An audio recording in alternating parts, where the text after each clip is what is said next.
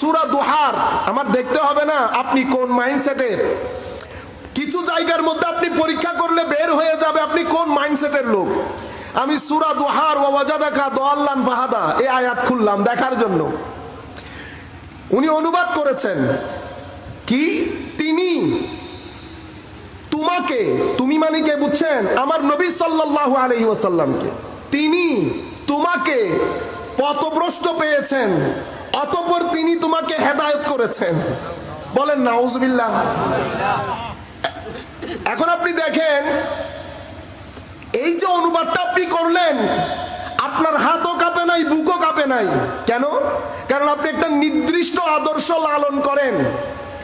সেই আদর্শের মধ্যে আমার নবী সাল্লাল্লাহু আলাইহি ওয়াসাল্লামের প্রতি তাজিম এবং আদব এটাকে একেবারে লেস ইম্পর্টেন্ট একটা জিনিস মনে করা হয়, অগুরুত্বপূর্ণ। আপনারা বুঝতে পেরেছেন?